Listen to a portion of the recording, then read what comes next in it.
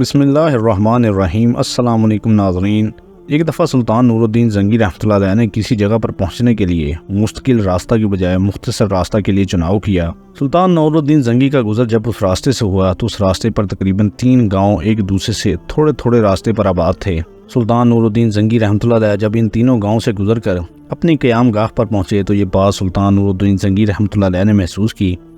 کہ وہ تینوں گاؤں بہت گنجان آباد تھے۔ اس گاؤں کے اندر نوجوان موجود تھے، لیکن اس 3 گاؤں کے باوجود وہاں کوئی بازار نہیں، نہ ہی کوئی ایسا کارخانہ موجود تھا جس سے ان گاؤں والوں کو کوئی روزگار مل سکے۔ لہٰذا سلطان نور الدین زنگی رحمۃ اللہ علیہ نے جب اپنے محل سے لوٹے تو سلطان نور الدین زنگی رحمۃ اللہ علیہ نے ان تینوں گاؤں کے درمیان میں اسی راستے پر ایک بہت بڑا بازار تعمیر کرنے کا حکم دیا، حتیٰ کہ سلطان نور الدین زنگی رحمۃ اللہ علیہ نے اس جگہ پر بازار تعمیر کرنے کے لیے 20 سونے کے صندوق خرچ کر دیے۔ سلطان نور الدین زنگی رحمۃ اللہ علیہ کے اس قدم کے بعد سارے گاؤں والے سلطان کو دعائیں دینے لگے۔ وقت گزرتا رہا اور وہ بازار دن دگنی رات چگنی ترقی کرنے لگا، اور سلطان نور الدین زنگی رحمۃ اللہ علیہ کے حیات کے دوران وہ بازار مصر کا سب سے مشہور ترین بازار بن گیا، اور اس بازار کا نام سلطان نور الدین زنگی رحمۃ اللہ علیہ نے مصری بازار رکھا تھا۔ جب سلطان نور الدین زنگی رحمۃ اللہ علیہ کی وفات کے بعد جب سلطان صلاح الدین ایوبی نے تخت سنبھالا تو سلطان صلاح الدین کے دور سلطنت کے دوران مصری بازار کے اندر ایک قصاب کی دکان تھی۔ وہ قصاب بڑے بڑے بازاروں سے قیمتی گوشت لاتا اور آ کر اس بازار میں فروخت کرتا۔ پورے مصر کے اندر جہاں اچھا گوشت نہیں ملتا تو اسی قصاب کے پاس ملتا۔ وہ قصاب چند دنوں کے اندر بہت مشہور ہو گیا، اس کا کاروبار بہت اچھا چلنے لگا، اور چند دنوں کے اندر وہ اس بازار کا سب سے بڑا قصاب بن گیا۔ جہاں باقی قصابوں کا سارا دن میں آدھا گوشت نہیں بکتا تھا، اس قصاب کا آدھے دن میں سارا گوشت بک جاتا تھا۔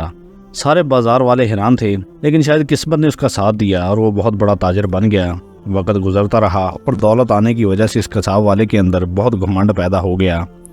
وہ اتنا مغرور ہو گیا کہ اگر اس کے پاس کوئی اچھے لباس اور اچھی سواری پر موجود گاہک آتا تو اس کو جھک کر سلام کرتا، وہ اس کو بڑا ہی عزت و احترام کے ساتھ بٹھاتا اور صاف ستھرا گوشت دیتا۔ اگر اس کے پاس کوئی غریب یا سادے سے لباس میں گوشت خریدنے کے لیے آتا تو وہ قصاب والا اس غریب کو اس طرح گوشت دیتا جیسے کسی کتے کے آگے پھینکا جاتا ہے، حتیٰ کہ وہ غریبوں کی اتنی تذلیل کرتا کہ کبھی کسی غریب کے پاس گوشت خریدنے کے لیے پیسے نہ ہوتے یا پھر آدھے پیسے ہوتے تو وہی گوشت کتے یا بلیوں کے آگے پھینک دیتا، لیکن اس غریب کو مفت میں گوشت نہ دیتا۔ تمام لوگ اس پر بڑا غصہ ہوتے کہ اللہ تعالیٰ نے اسے اتنی دولت سے نوازا ہے، لیکن یہ بے رحم انسان غریبوں کی ذرا بھی مدد نہیں کرتا۔ ایک دفعہ ایک بوڑھی عورت اس قصاب والے کے پاس آئی اور کہا کہ میرے گھر ایک مسافر مہمان آیا ہے، میرے پاس گوشت خریدنے کے لیے کچھ نہیں،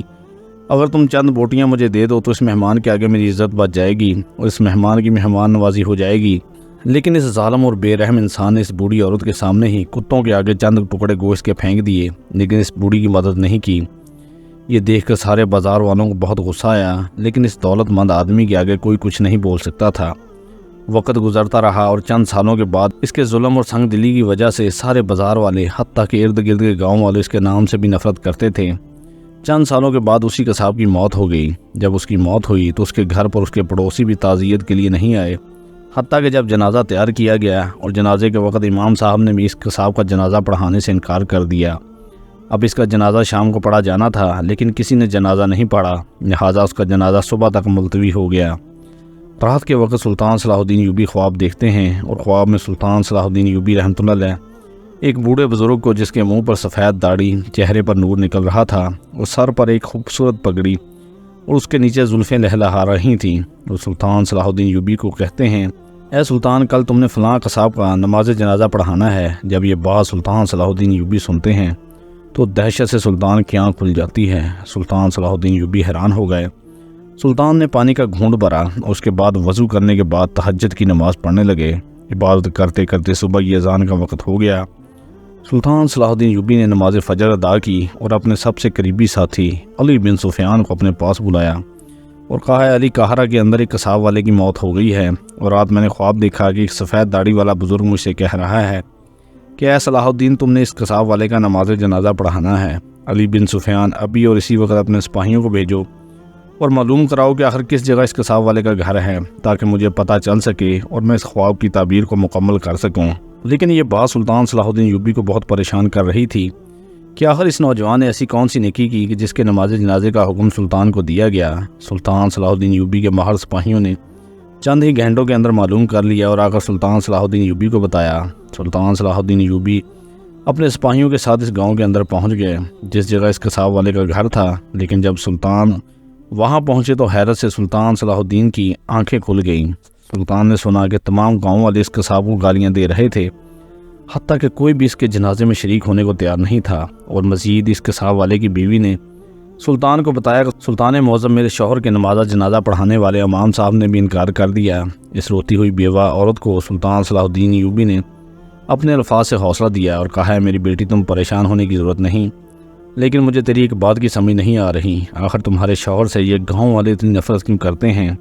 تو اس کی بیوی نے کہا کہ سلطان معظم میرا شوہر بہت سنگ دل اور بے رحم انسان تھا، وہ غریبوں سے سخت نفرت کرتا تھا، اس نے کبھی بھی زندگی میں کبھی غریب کی مدد نہیں کی، حالانکہ وہ غربت کی زندگی گزارتے ہوئے دولت مند بنا تھا لیکن کبھی کسی کی مدد نہیں کی۔ تو یہ سن کر سلطان صلاح الدین ایوبی حیران ہو گئے کہ جو آدمی اتنا ظالم اور سنگ دل ہے، آخر اس کی نماز جنازہ پڑھانے کا حکم ایک بزرگ ولی اللہ کیسے دے سکتے ہیں؟ اس کے بعد سلطان صلاح الدین ایوبی نے اس کی بیوی کو کہا لگتا ہے کہ تم سب کو غلط فہمی ہوئی ہے، تمہارا شوہر بہت نیک اور اللہ کا پیارا ہے، کیونکہ اس کے نماز جنازہ پڑھانے کا حکم مجھے خواب میں ملا۔ پھر سلطان صلاح الدین ایوبی نے جب یہ بات کہی تو وہ بیوہ خاتون خاموش ہو گئی اور وہ اپنی نظریں جھکا لی۔ سلطان صلاح الدین ایوبی سمجھ چکے تھے کہ ضرور یہ عورت کو چھپا رہی ہے۔ سلطان صلاح الدین ایوبی اس سے پوچھتے رہے کہ آخر ماجرا کیا ہے، تمام گاؤں والے اس کو ظالم اور سنگ دل کیوں کہتے ہیں، لیکن اصل میں حقیقت کیا ہے کوئی نہیں جانتا۔ لیکن وہ خاتون خاموشی سے بیٹھی رہی اور سلطان کی کسی بات کا جواب نہیں دیا۔ جب گاؤں والے نے سنا کہ سلطان صلاح الدین ایوبی ظالم قصاب کا نماز جنازہ پڑھانے والے ہیں تو سارے کے سارے گاؤں والے اکٹھے ہو گئے، وہ سلطان کے پیچھے قصاب والے کا جنازہ پڑھنے کے لیے آ گئے۔ جس امام صاحب نے اس کا جنازہ پڑھانے سے انکار کر دیا اب وہ صف میں کھڑا ہونے کے لیے جگہ تلاش کر رہا تھا۔ سلطان صلاح الدین ایوبی نے قصاب کا جنازہ پڑھایا اور اس کو اپنے ہی ہاتھوں سے زمین میں سپرد خاک کیا، لیکن اس کے چہرے سے نکلتا ہوا نور اس کے چہرے پر روشنی دیکھ کر سلطان صلاح الدین ایوبی حیران تھے کہ ادھر یہ گاؤں والے کہتے ہیں کہ وہ بہت ظالم اور سنگ دل انسان تھا، لیکن اصل حقیقت کیا ہے کسی کو کچھ معلوم نہیں۔ اب سلطان صلاح الدین ایوبی رحمۃ اللہ علیہ کے دماغ میں یہ سوال چل رہا تھا، اور اسی وجہ سے سلطان صلاح الدین ایوبی قبرستان سے سیدھا اس قصاب کے گھر پہنچے اور اس کی بیوی سے پوچھا کہ مجھے اس وقت تک چین نہیں آئے گا جب تک تم مجھے اصل حقیقت نہیں بتاؤ گی، کیونکہ سلطان صلاح الدین ایوبی رحمۃ اللہ علیہ نے اپنے ماہر جاسوسوں سے معلوم کروایا اور گاؤں والوں سے پتہ چلا کہ وہ قصاب بہت ظالم اور سنگ دل اور غریبوں سے سخت نفرت کرتا تھا، حتیٰ کہ ان کو نفرت انگیز نگاہوں سے دیکھتا۔ لیکن آخر اس کے اندر ایسی کون سی خوبی تھی، آخر اس کی اللہ کو ایسی کون سی نیکی پسند آ گئی جس کی وجہ سے وقت کے سلطان کو ایک قصاب کے نماز جنازہ پڑھانے کا حکم دیا گیا؟ لیکن اس خاتون نے خاموشی اختیار کر لی اور سلطان صلاح الدین ایوبی کے کسی سوال کا جواب نہیں دیا۔ سلطان کی وجہ سے اس قصاب والے کے گھر میں بہت ہجوم تھا، لہذا سلطان صلاح الدین ایوبی رحمۃ اللہ علیہ اس وقت تو اپنے سپاہیوں کے ساتھ واپس چلے گئے، لیکن یہ سوال سلطان کے دل میں ابھی تک موجود تھا۔ وقت گزرتا رہا، سلطان صلاح الدین ایوبی رحمۃ اللہ علیہ اس قصاب والے کے بارے میں بہت سوچتے رہے اور قصاب والے کے بارے میں بہت کچھ معلوم کروایا، لیکن کسی نے بھی اس قصاب والے کی کوئی تعریف نہیں کی، حتیٰ کہ ایک چھوٹی سی نیکی بھی اس کی کسی نے نہیں بتائی۔ جب بھی اس کے بارے میں کسی سے پوچھا جاتا سب لوگ اس کو گالیاں گلوچ کرتے اور اپنی نفرت کا اظہار کرتے، اور سلطان صلاح الدین ایوبی حیران ہوتے کہ آخر اس قصاب کی کون سی ایسی نیکی اللہ کو پسند آ گئی کہ جس کی وجہ سے اللہ کے ہاں اس کا اتنا بڑا مرتبہ ہو گیا۔ وقت گزرنے کے ساتھ ساتھ جب اس سوال کا جواب سلطان صلاح الدین ایوبی کو نہیں ملا تو سلطان صلاح الدین ایوبی ایک عام آدمی کا بھیس بدل کر اس عورت کے پاس پہنچے اور اس کو کہا کہ تمہیں اس سوال کا جواب ضرور دینا ہوگا۔ سلطان صلاح الدین ایوبی نے پوری کوشش کی، لیکن اس عورت نے سلطان کو کوئی بھی ایسی بات نہیں بتائی جس سے اس راز سے پردہ اٹھ سکے۔ سلطان صلاح الدین ایوبی حیران تھے، اب سلطان کے پاس کوئی سہارا نہیں تھا، اور یہ آج کے دور کا بھی حکمران نہیں تھا کہ اپنی طاقت کا یا اپنی دولت کا زور دکھا کر اس بیوہ عورت سے سب کچھ اگلوا لیتا۔ یہ اس وقت کا سلطان تھا، سلطان صلاح الدین ایوبی تھا، لہذا سلطان خاموشی سے اس قصاب والے کے گھر سے واپس آ گئے۔ لیکن جب سلطان صلاح الدین ایوبی اس گاؤں سے واپس لوٹ رہے تھے تو سارے گاؤں والے اب قصاب کے ساتھ ساتھ اس کی بیوی کو بھی گالی گلوچ کرنے لگے۔ سلطان صلاح الدین ایوبی حیران تھے کہ آخر قصاب والے کی بیوہ نے کیا کر دیا، اب لوگ اس کو بھی گالیاں دے رہے ہیں۔ تو سلطان نے ایک بوڑھے بزرگ سے پوچھا تو اس نے بھی گالیاں دیتے ہوئے کہا کہ اپنے ظالم شوہر کے مرنے کے بعد اب اس عورت نے اپنے کردار کو محفوظ نہیں رکھا، اپنے شوہر کے مرنے کے دوسرے دن ہی اپنے گھر سے نکل پڑی اور پتہ نہیں اکیلے کہاں جاتی ہے اور کب وہ واپس لوٹتی ہے، کسی کو کچھ معلوم نہیں۔ گاؤں کے لوگ کوئی کچھ کہہ رہا تھا تو کوئی کچھ کہہ رہا۔ سلطان صلاح الدین ایوبی کے دماغ میں یہ ترکیب آئی کہ اب اس راز سے پردہ اٹھانے کا وقت آ گیا۔ سلطان صلاح الدین ایوبی اسی قصاب والے کے گھر کے پاس چھپ گئے اور انتظار کرنے لگے کہ کب اس کی بیوی یہاں سے نکلے تاکہ معلوم کیا جا سکے کہ آخر وہ جاتی کہاں ہے۔ تھوڑی دیر گزری، قصاب والے کی بیوی پردہ کیے اپنے گھر سے نکل پڑی۔ سلطان صلاح الدین ایوبی ایک عام آدمی کے بیس میں بھی اس کا پیچھا کرنے لگے۔ سلطان صلاح الدین ایوبی نے اتنے ماہرانہ طریقے سے اس کا تعاقب کیا کہ اس کو ذرا بھی شک نہیں ہوا۔ قصاب کی بیوی جیسے ہی اپنے گھر سے نکلی، وہ سیدھا بازار کے اندر گئی اور قصاب والے کے پاس گئی اور قصاب والے کے پاس جا کر سارے کا سارا گوشت خرید لیا اور خریدنے کے بعد اسے اپنے گھوڑے پر لادنے کے بعد جنگل کی طرف رخ کر دیا۔ سلطان صلاح الدین ایوبی حیران تھے کہ آخر قصاب کی بیوی کہاں جا رہی ہے، وہ بھی اتنا سارا گوشت لے کر۔ جب سلطان صلاح الدین ایوبی اس کا پیچھا کرتے گئے تو اس قصاب والے کی بیوی غار کے اندر داخل ہوئی۔ سلطان صلاح الدین ایوبی حیران ہوئے کہ آخر یہ خاتون اتنا سارا گوشت لے کر غار کے اندر کہاں جا رہی ہے۔ سلطان صلاح الدین ایوبی اس کا پیچھا کرتے غار کے اندر داخل ہوئے تو دیکھتے ہیں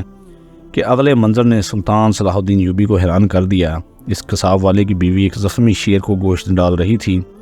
اور وہ زخمی شیر اس بھوک سے نڈال گوشت کو کھا رہا تھا اور بری طرح زخمی تھا۔ یہ سارا منظر دیکھ کر سلطان صلاح الدین ایوبی حیران ہو گئے اور اس سے پوچھا کہ یہ سب کیا ہے، آج تم مجھے اس حقیقت کے بارے میں بتاؤ۔ تو اس خاتون نے کہا کہ سلطان معظم، میں اس راز سے پردہ تو نہیں اٹھانا چاہتی تھی کیونکہ اس راز سے پردہ اٹھانے سے میرے شوہر نے منع کیا تھا، لیکن اس بارے میں آپ کو پتہ چل گیا، لہٰذا اس کے پیچھے یہی راز تھا کہ بے شک میرا شوہر بہت ظالم اور سنگ دل تھا، حتیٰ کہ غریبوں کی مدد نہیں کرتا اور کسی یتیم کے سر پر اس نے کبھی ہاتھ نہیں رکھا اور وہ کوئی خاص عبادت بھی نہیں کرتا تھا۔